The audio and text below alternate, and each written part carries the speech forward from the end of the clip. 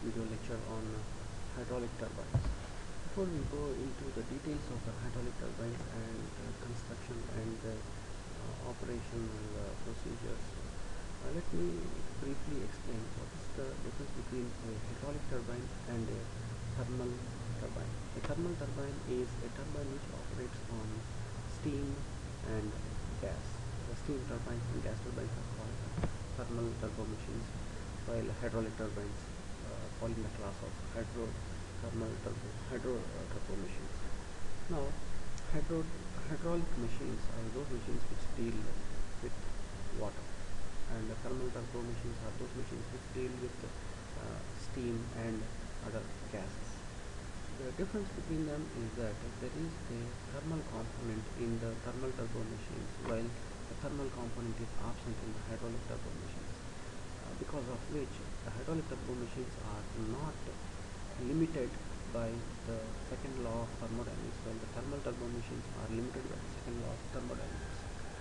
Therefore, the efficiency of hydraulic turbo machines, hydraulic turbines, the topic of today, is higher than the thermal turbines, because their operation is not limited by the Carnot efficiency, and hence the efficiencies are very high.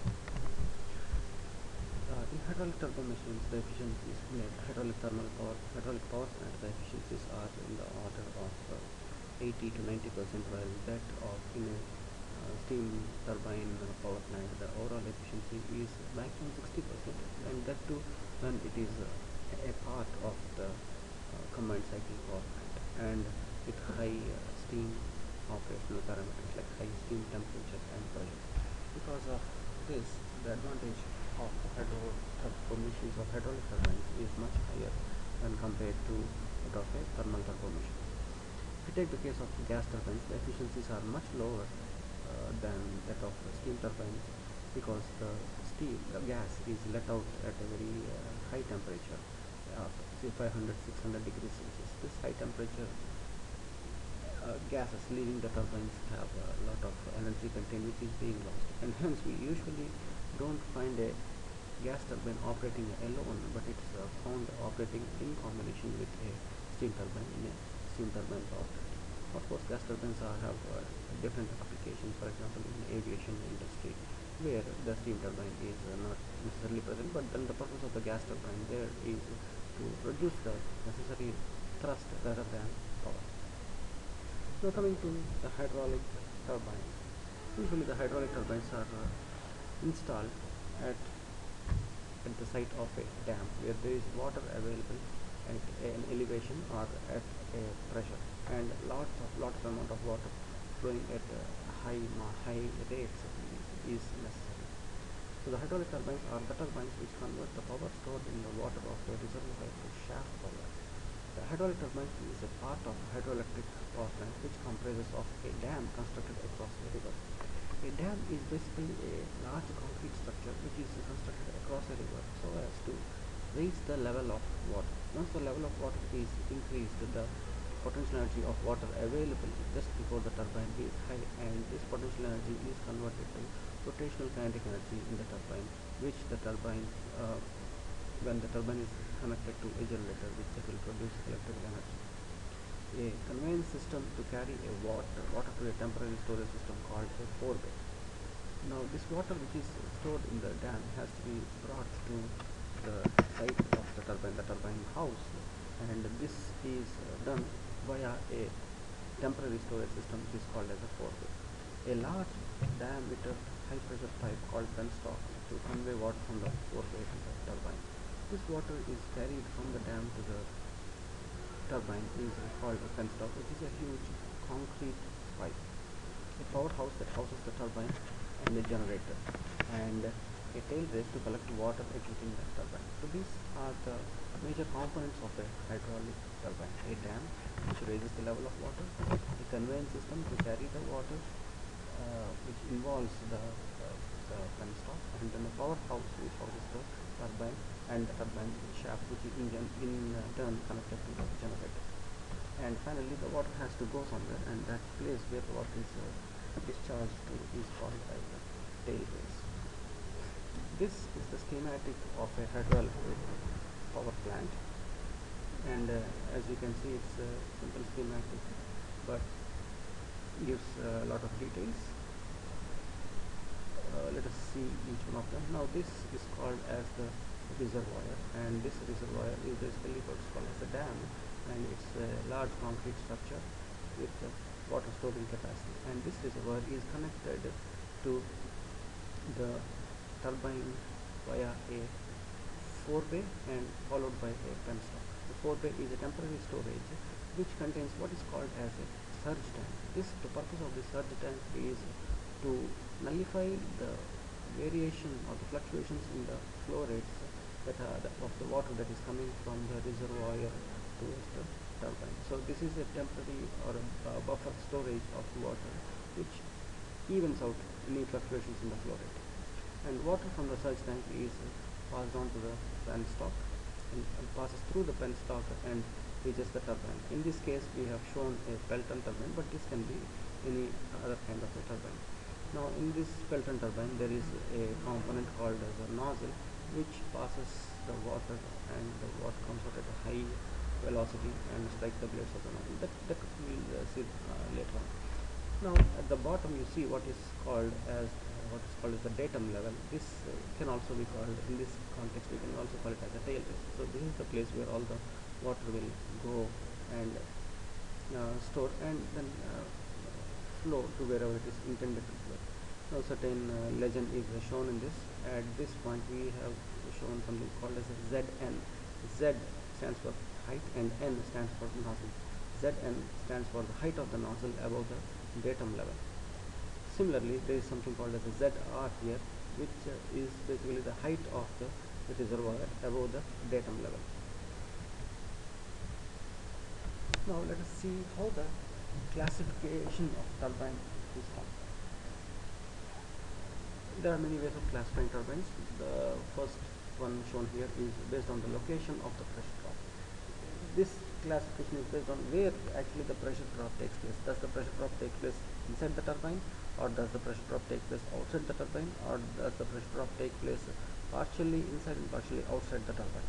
So depending on this concept, if the pressure drop is taking place outside the turbine, it is called as an impulse turbine. If the pressure drop takes place inside the turbine completely, it's called as a reaction turbine. Now there are situations where part of the pressure drop takes place outside and part of the pressure drop takes place inside. In such cases, we quantify the turbine, we call it as a reaction turbine, but quantify the amount of reaction taking place inside the turbine by what is known as the degree of reaction.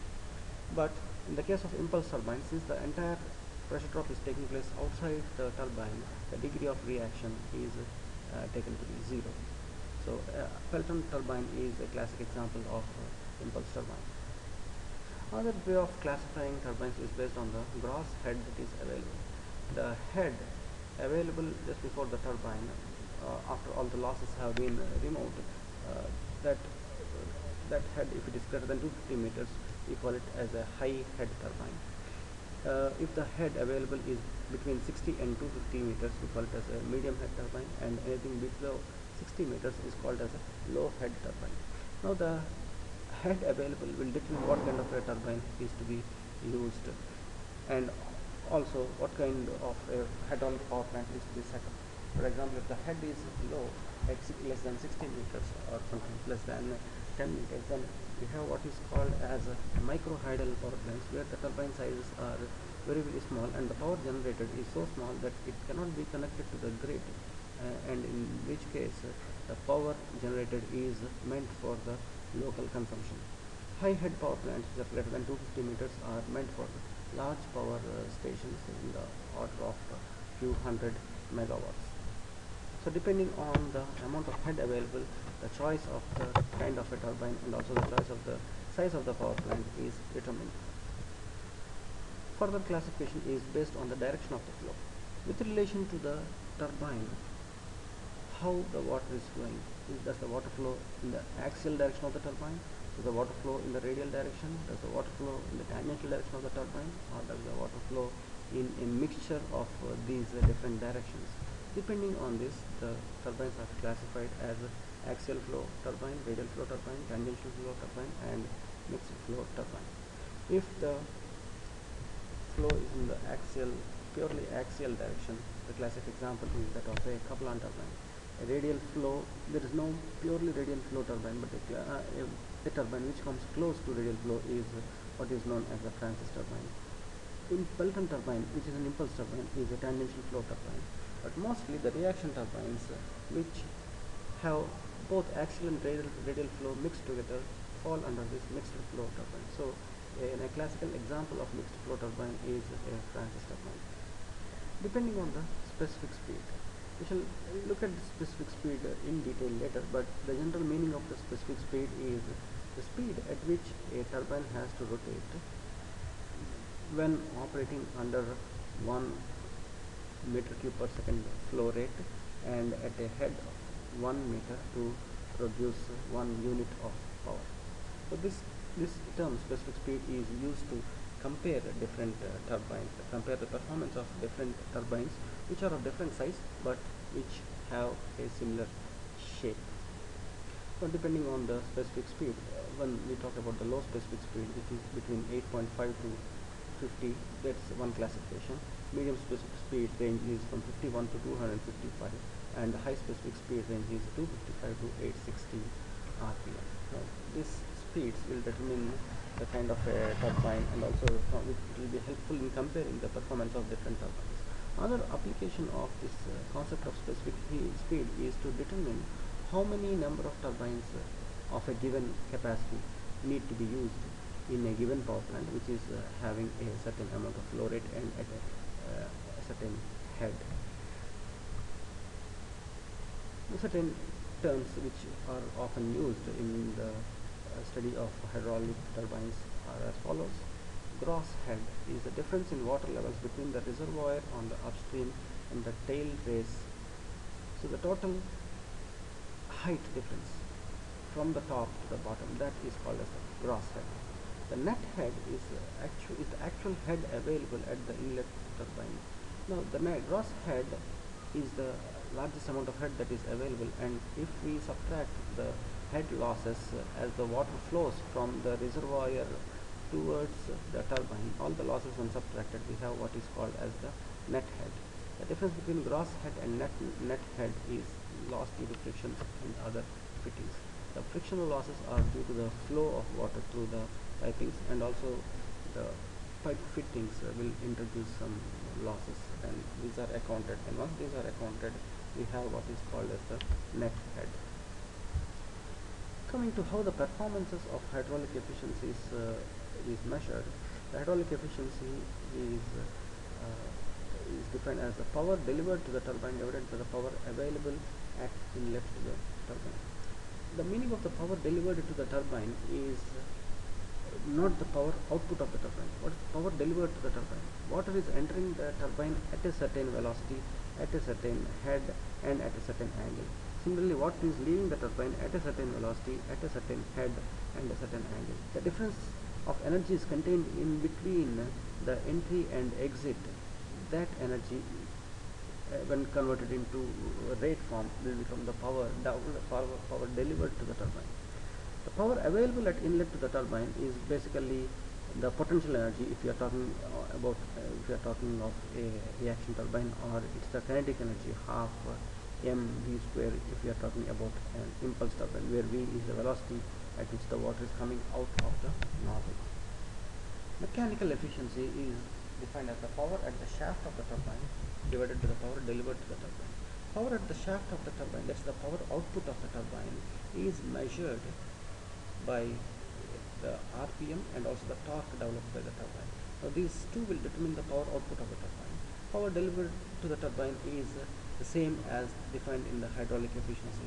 This power delivered to the turbine is basically calculated using the Euler's turbine equation. Volumetric efficiency is the volume of water actually striking the turbine divided by the volume of water supplied to the turbine. Volumetric efficiency measures how effectively the water is being utilized by the turbine. Is all the water reaching the turbine, or some of the water being lost to the turbine? Overall efficiency is defined as the power at the shaft of the turbine divided by the power supplied at the inlet to the turbine. The power of the shaft of the turbine is a measured quantity. Similarly, power supplied at the inlet of the turbine is usually a calculated quantity with certain measured inputs. Pelton wheel is a classic example of an impulse turbine. It is a high head and low specific speed turbine, and it is a turbine which operates at atmospheric pressures. In a Pelton wheel, the water from the upstream reservoir flows through the penstock at an end of which a nozzle is fitted. So there is a nozzle into which high pressure water is supplied, and when this water expands in this nozzle and exits the nozzle, it comes out, all the pressure energy is converted to kinetic energy, and the water comes out at a high velocity. Now this high velocity jet of water, when made to strike the blades of the turbine, in this case the Pelton turbine, then the energy is transferred from the water to the turbine, and there is a power output at the exit at the turbine shaft. This is basically the principle of the Pelton wheel. Water in the form of high velocity jet strikes the buckets long on the runner along a tangent to the circumference of the runner. So this is basically a tangential flow turbine where the water strikes the turbine buckets in the tangential direction. The inlet and outlet pressures of the runner are atmospheric. Unlike the other turbines, this operates at atmospheric pressures, and therefore no airtight sealings are required, except that some safety precautions. As far as the safety precautions are concerned, the turbine is covered in a shroud, so that there is no accident taking place, and also no water splashing takes place outside the turbine vicinity. Here is the schematic of a Pelton wheel. The major components are as follows. There is the nozzle. This is the nozzle with a spear. The nozzle is a device which produces high velocity jet of water, and the spear is the device which controls the amount of water that is entering the nozzle. The need for the spear is to meet the requirements of the power plant at various loads. When the load on the power plant has increased, the amount of water that needs to reach the turbine is more, and therefore the spear is moved towards the left so that more water enters the turbine. Similarly, whenever the load has dropped, the spear is moved towards the right so that less amount of water strikes the turbine. The nozzle entry is at a high pressure, and the nozzle exit is at the atmospheric pressure, and this pressure drop is converted to kinetic energy, and the high velocity jet of water strikes one of the blades of the turbine, and therefore the energy transfer takes place, and the turbine in this case will rotate in the anti-clockwise direction. The other components are the brake nozzle. Brake nozzle's purpose is to stop the turbine once the water supply is restricted. Once the water supply is stopped. Once the water supply is stopped, because of inertia, this turbine wheel keeps on rotating for a long time, and in order to bring it to rest quickly, there is this brake nozzle which introduces a jet of water in the direction opposite to the direction of the rotation, so that the turbine will stop.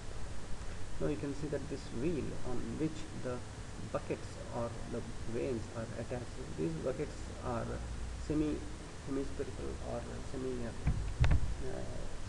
semi-ellipsoidal in shape, with a joint at which the jet strikes and gets split. The joint is called as the splitter. The casing is basically a cover for safety protection.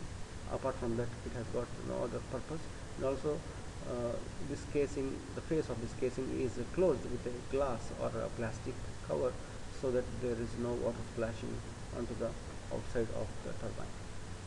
The deflector, there is a deflector here. The purpose of the deflector is to change the direction of the jet.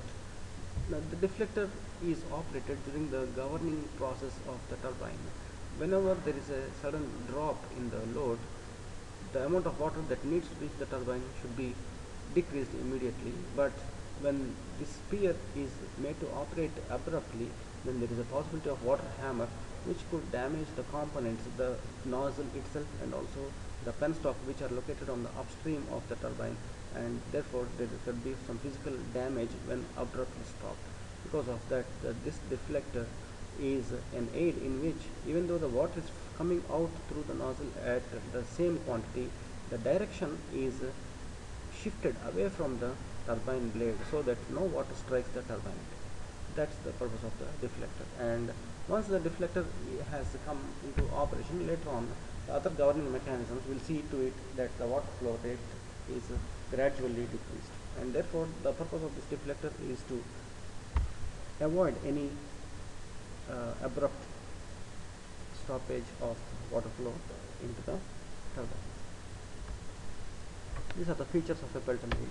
The nozzle with a spear controls the quantity of flow striking the blade depending on the load. The runner consists of a circular disc on the periphery of which a number of evenly spaced buckets are placed. Each bucket is divided into two symmetrical parts by dividing wall called as the splitter, and the buckets are of double hemispherical or double ellipsoidal shape. Further, the runner and nozzles are enclosed in a steel casing to prevent splashing of water and to discharge water into the tail rails. The deflector is used to direct the jet away from the blades during low loads. A small braking jet is used to bring the turbine to rest after shutting down. This is the shape of a bucket. You can see that there are different dimensions given here. Initially, the shape, let's go through the shape here. This is a semi-spherical or semi-ellipsoidal in shape, and this is the splitter. Water jet coming at high velocity out of the nozzle will strike at this location and get split into two equal halves. One half goes towards the top side and other half goes towards the bottom side. And because of the shape, there is a deflection in the direction of the movement of the water, and that angle of deflection is shown in this case. Usually the angle of deflection is about 160 to 170 degrees, and because of this change in the direction, there is a energy transfer taking place from the jet to the blade, and from the blade and thereby the turbine. And this U is basically the blade speed, which is in the tangential direction.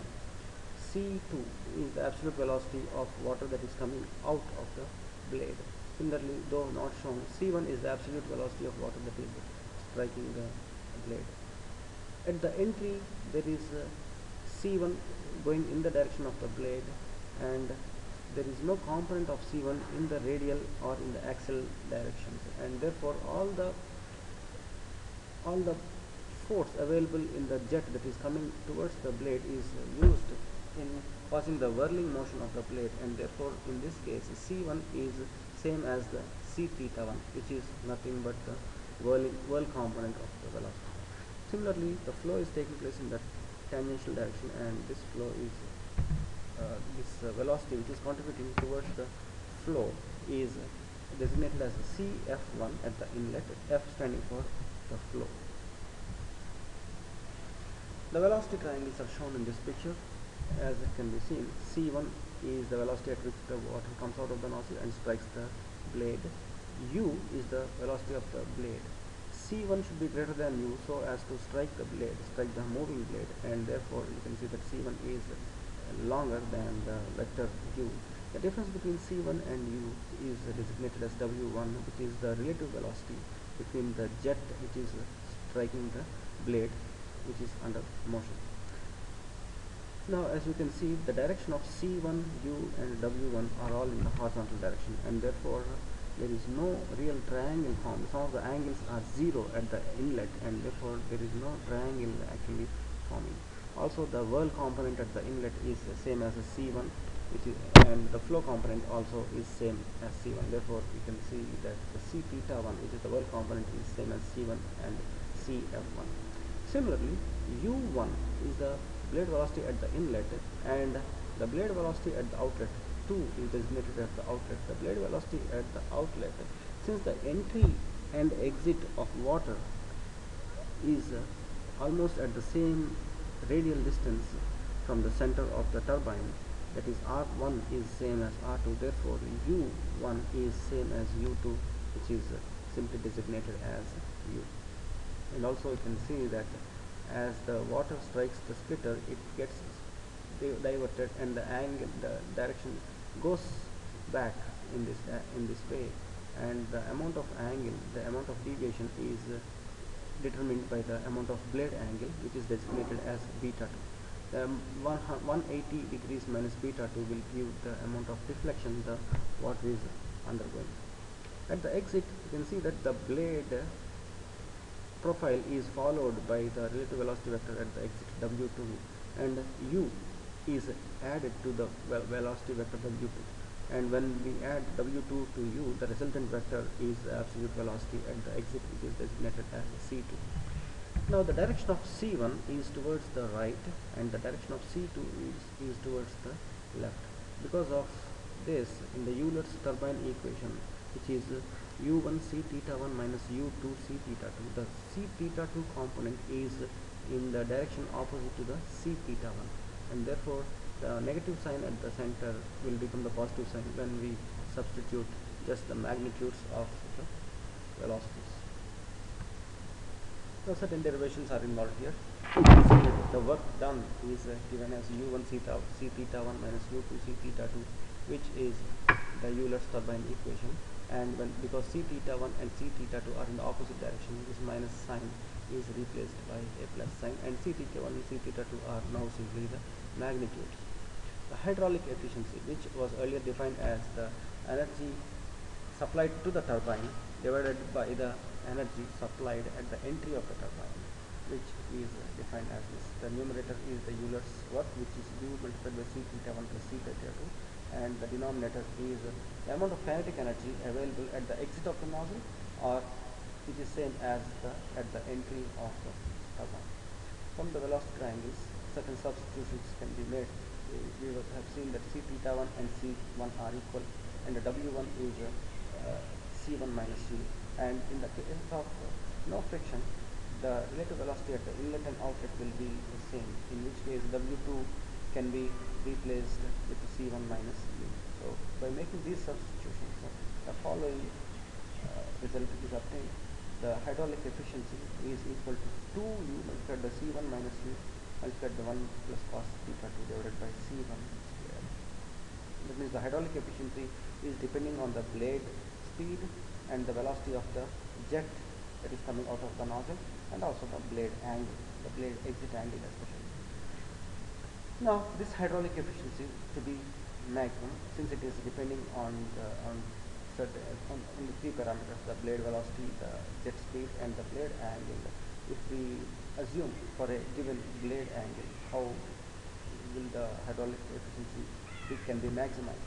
That can be done if we differentiate the hydraulic efficiency equation with respect to the jet velocity, and if that is done, we can see that we carry out this derivation.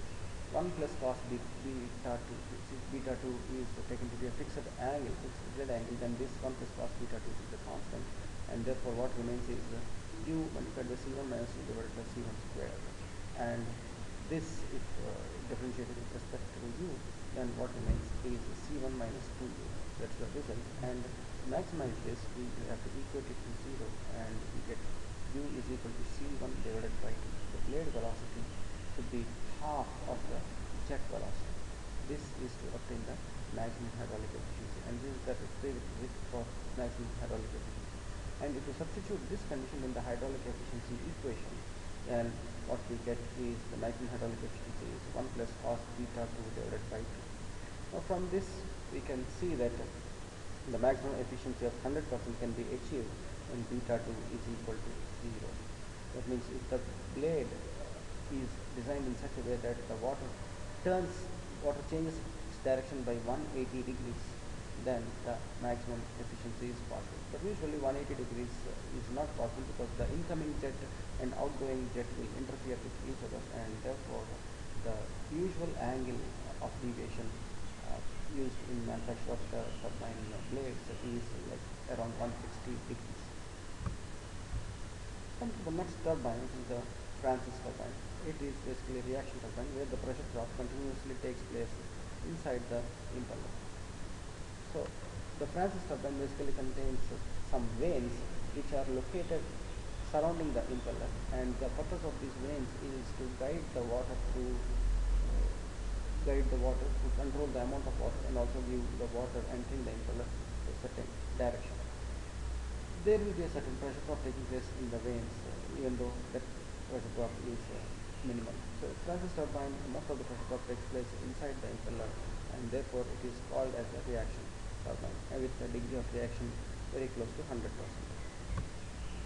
This is a schematic of a Francis turbine, as can be seen in two views.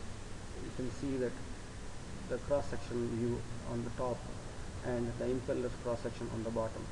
Cross-section of the tubings are seen on the top. You can see that there is a spiral casing, and you can see that the amount of area available here is more than the amount of area available here, which means the spiral casing is actually a casing having a gradual reduction in the cross-sectional area, and because of this reduction there is a increase in the amount of velocity at which water reaches the turbine.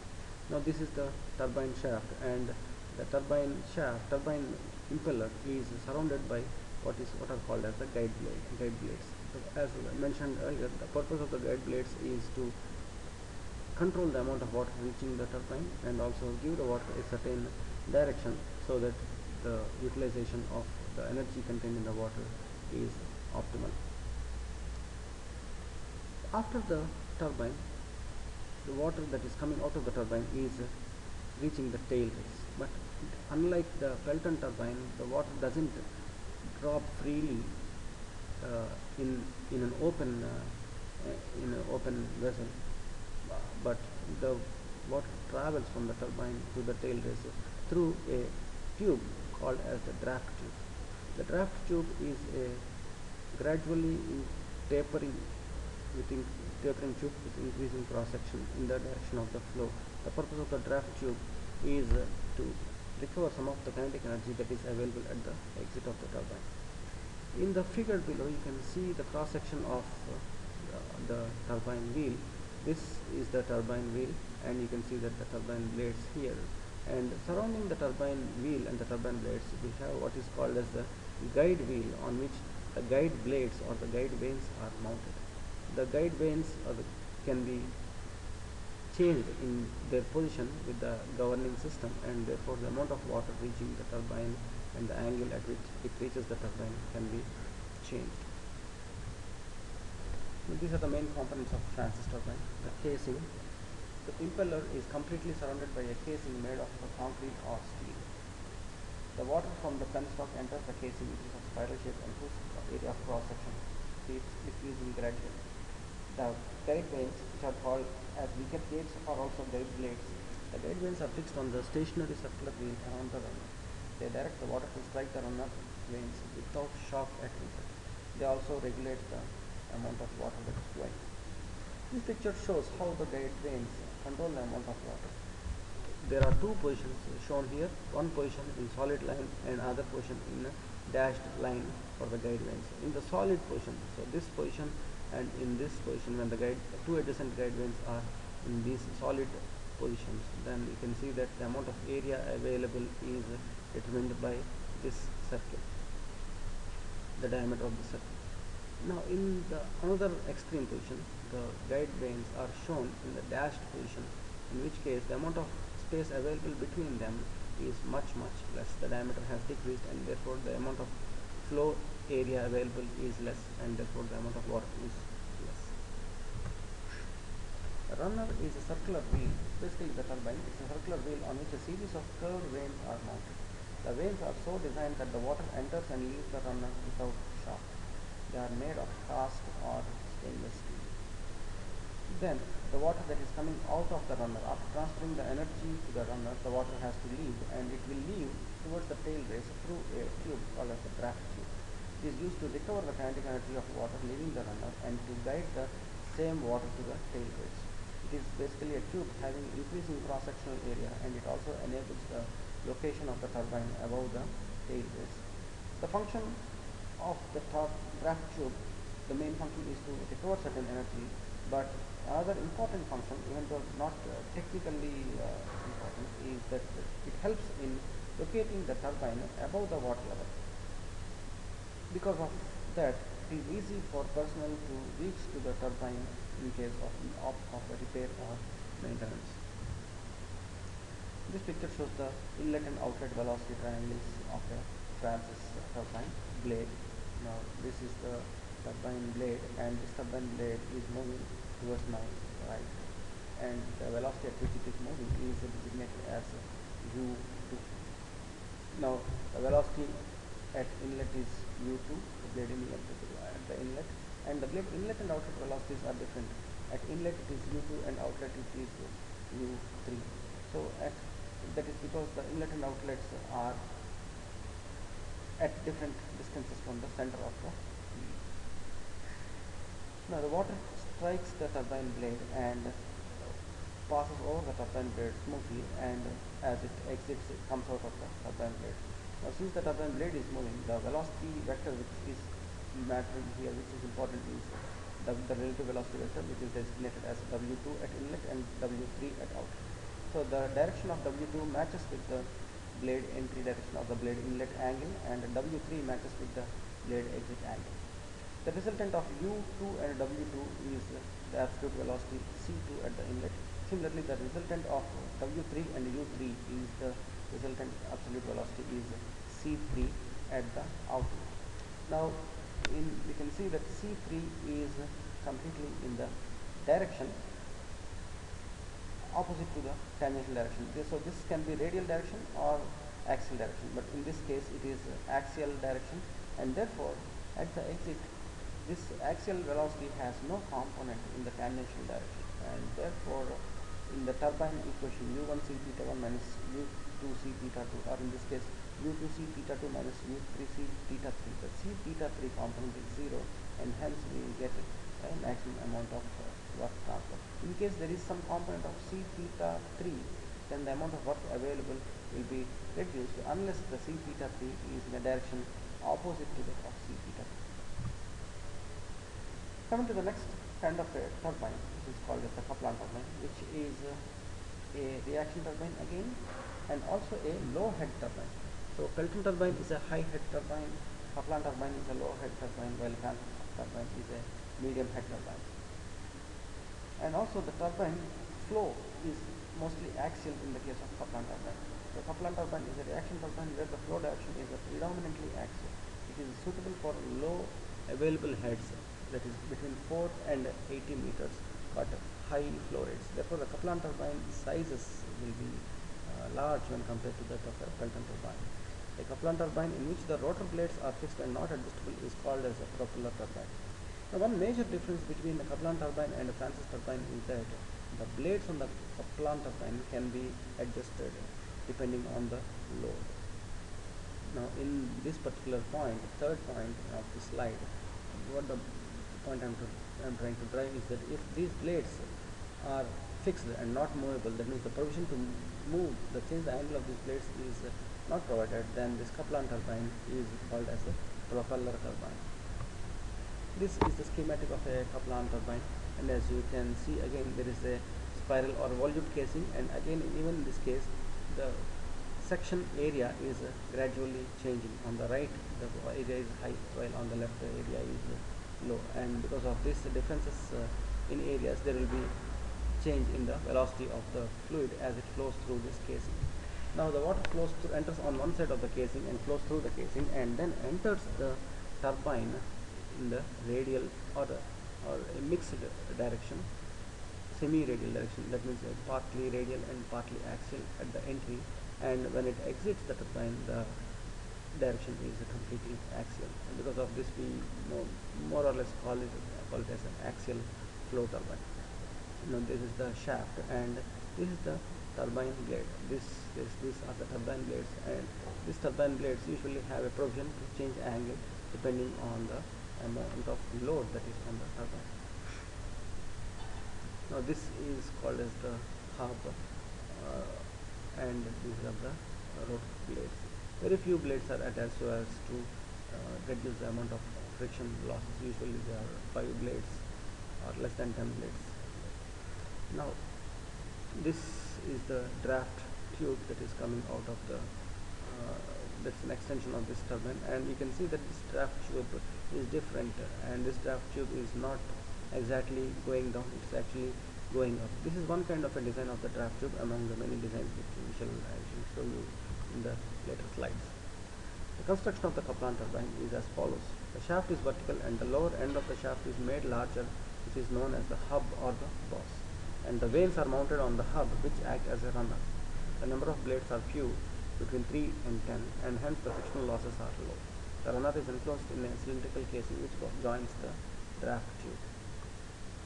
This is how the Kaplan turbine operates. The water from the supplies enters the spiral casing, and as the water flows through the spiral casing, its velocity keeps increasing. The guide vanes direct the water into a chamber above the runner at a proper direction and quantity. The blade angles too are changed depending on the load. So, unlike the Francis turbine where only the guide vanes can be changed, in the case of Kaplan turbine, guide vanes as well as the blades can be changed, and therefore the efficiencies of Kaplan turbine over a wide range of loads is high when compared to Francis turbine, or for that matter Pelton turbine also. The controls are executed by speed governors. The changing the angles of the vanes and the blades are done by the governors. The water exiting the runner enters the tail race through the draft tube. Here is the sample of the velocity triangles of the Kaplan turbine, similar to the Francis turbine here, but the amount of rotation of the blade, the amount of complexity of the blade is much lesser in this case. This is the direction of the blade motion, which is same at the inlet and outlet. That's because the inlet and outlet are equidistant from the center of the blade, center of the turbine.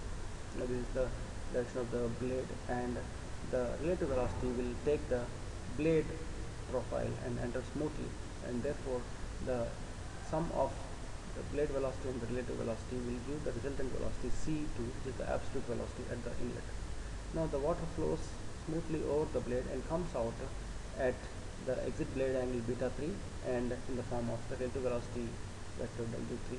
This, when added to the blade speed vector, you get the absolute velocity at the exit, which is C3. Now as you can see again, in this case the exit is purely in the axial direction, and therefore the absolute velocity at the exit does not have a component in the tangential direction, because of which in the Euler's turbine equation u1 c theta 1 minus u2 c theta 2, the second part u2 c theta 2 is 0, and therefore the only component which matters is the first one u1 c theta 1. Specific speed. The mention of the specific speed was made when we were talking about the classification of the turbines.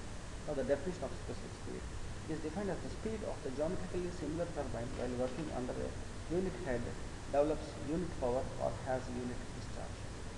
So therefore specific speed is basically the speed of a geometrically similar turbine. That means when we are comparing two turbines which look similar but of different sizes, then this is one way in which we can compare their performances. The specific speed can be calculated using the actual speed, which is in RPM, the actual flow rate or the power, and the head available at the entry to the turbine. So if, as you can see, there are two ways in which the specific speed can be calculated, one using the discharge and another one using the power. So if we are using the equation having discharge, then the requirement will be unit power, and if we are using the equation having power as one of the terms, then the basis will be a unit discharge. And as you can see, the units of this particular equation are not homogeneous. The left hand side is ns, which has the units of rpm or radians per second, while on the right hand side we have n, which has units of rpm or radians per second, that multiplied by root q divided by h power 3 divided 3 over 4. Now this component has got some units, and therefore this particular equation to calculate the specific speed is actually not a homogeneous equation. Another important point to remember is that the power mentioned in this equation is actually in kilowatts. So that's important while calculation. For the same power, the specific speed increases for lower heads. Now here there's a graph showing the specific speed versus the efficiency. Now we can make some certain conclusions here. We can see that the specific speed of a Pelton wheel is lowest and that of axial flow turbines, which means the Kaplan turbine, is highest. The Francis turbine is somewhere in between. Similarly, the efficiency can be seen. The maximum efficiency for Pelton turbine is around 93%, while that of the Francis turbine is about 95%. Axial turbine also is around 95%. But what's more striking is that the maximum or high efficiencies for a Pelton wheel are available in a very limited range of specific speed, while that of Francis turbine, this range is slightly wider, and in case of axial turbines, this range is quite wide. The importance of this particular figure is that the turbine, axial turbine, especially the Kaplan turbine, can be operated at a very large range of speeds and still yield a good efficiency. While Pelton wheel can be operated in a very small, very narrow range to have a reasonably good efficiency. Coming to the draft tube here. Draft tube is basically an important component of reaction turbines. It leads water leaving the turbines and directs the water towards the tail race. The purpose of the draft tube is to regain some of the energy that is being carried away by the water leaving the turbine. The water leaving the reaction turbine has considerable amount of kinetic energy, and this energy is recovered by employing a draft tube. The draft tube is a pipe with a gradually increasing area connecting the turbine to the tail race. It also enables the setting of the turbine above the tail race so that the turbine can be emptied completely for inspection purposes. These are the different shapes of draft tubes. The most common one is a straight divergent tube. Another one is a Mooney's bell mouth tube. Very rarely the elbow type of tubes are used. Elbow type draft tubes are used when the head is low. That means for Kaplan turbines operating at a low head in the microhydral power stations. Such a draft tube is used. The divergence angle must be less than 10 degrees to avoid separation losses. In this figure, we have shown the divergence angle as 4 degrees, but it should be usually less than 10 so that there is no separation takes place. Now, what is the benefit of using the draft tube? Benefit is quantified by what is called as the head recovered and efficiency of the draft tube. The draft tube, as told, as we have mentioned, is necessary to recover some of the energy, some of the kinetic energy that is being carried away by the water leaving the turbine. Now, the turbine is connected with this draft tube, and as the draft tube cross section area is gradually increasing, the water will slow down, and as the water slows down, the kinetic energy gets converted to pressure energy, and therefore there is a recovery in the amount of head that is leaving the turbine. So this head recovered is utilized in producing extra amount of power. So if the head recovered is delta H, then the extra amount of power generated is m dot g delta H, where m dot is the mass flow rate, g is the acceleration due to gravity, and therefore there is an additional benefit of using this turbine. Now using this draft tube, the head recovered Hg is obtained as the sum of the static height Hs and the change in kinetic energy C1 square minus C2 square. C1 is the velocity of water exiting the turbine, and C2 is the velocity of water at the exit of the draft tube. So this kinetic energy change minus the amount of friction losses that the water underwent as it passed through the draft tube. These three will give us the amount of the head recovered. This equation can be obtained by applying the Bernoulli's equation at the entry and exit points of the draft tubes. Now the efficiency of the draft tube is defined as the amount of head recovered divided by the amount of maximum head that is recoverable. So at the entry of the draft tube, the velocity is C1, and therefore the maximum amount of head that can be recovered is C1 square divided by 2g. That's the kinetic energy. Entire kinetic energy is theoretically recoverable, but really speaking, all the amount of energy is not recovered, and therefore C1 square minus C2 square divided by 2g is the amount of head recovered, the kinetic head, out of which some head HF, the frictional head, is lost. So the numerator contains the kinetic energy recovered and from which the frictional head is lost. So net head recovered divided by the amount of head available at the entry. This ratio will give us the amount of efficiency of the draft tube. So certain problems can be solved using the draft tube. Basically, the questions are like, what will be the height of the draft tube, or what will be the amount of part of the draft tube, what's the amount of the draft tube which must be left submerged underwater, so on and so forth. So these problems can be easily solved by applying the Bernoulli's equation at the entry and exit points of the draft tube. And also remember that at the exit point of the draft tube, the pressure is atmospheric pressure. Once you use that atmospheric pressure concept, then you'll be able to solve all the problems. And also remember that we are dealing with water, and the head of water is 10.3 meters if we are converting it into the atmospheric pressure. That means 1 atmosphere is equal to 10.3 meters of water column. The governing of hydraulic turbines is another important concept used in the operation of the turbine. Remember that the purpose of the turbine is to produce electrical energy, and electrical energy is produced by an electrical machine called as a generator. The generator has a stator and a rotor. The rotor is directly connected to the turbine, the hydraulic turbine in this case. Therefore, the speed of the turbine is directly related to the speed of the rotor.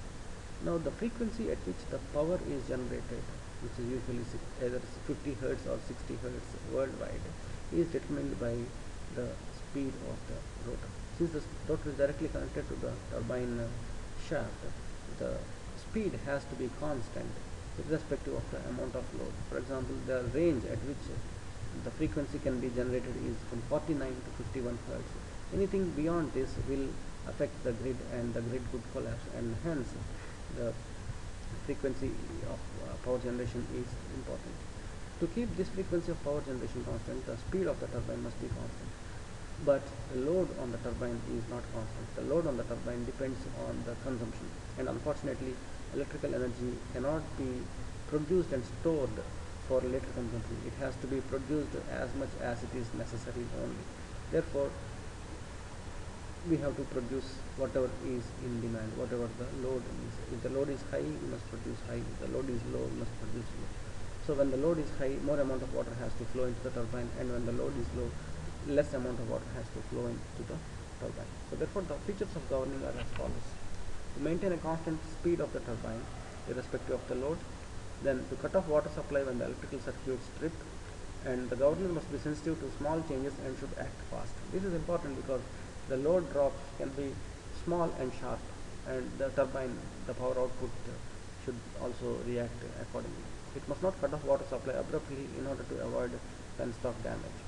But the governing system must be in such a way that the water supply cannot be cut off immediately, because there is this phenomenon called as a water hammer, which can cause physical damage to the penstock. The governing is mostly done by controlling the amount of water. This is a governing system used for a Pelton wheel. You can see that there is a nozzle and there is a spear. The nozzle and the nozzle also has what is called as a deflector. The deflector, as mentioned earlier, will change the direction of the jet of water that is coming out of the nozzle. Now we can see that the spear is connected to a piston which is inside a servo motor, and this piston has two openings on either side. Now whenever the nozzle has to move towards right, the oil will accumulate in this region at high pressure and push the piston towards the right. Similarly, if the spear is to move towards the left, the oil will accumulate in this region at high pressure and push the piston towards the left. So whenever there is a reduction in load, there will be a tendency of speeding. The turbine will gain speed, and since the turbine shaft is connected to this shaft and these sleeves and these fly balls will rise up, raising the sleeve, and therefore will actuate this main lever, which will further actuate the bell crank lever and thereby control the deflector. The deflector will immediately come into picture and deflect the jet of water away from the turbine, and immediately the speed of the turbine will come down. But that's not the final solution.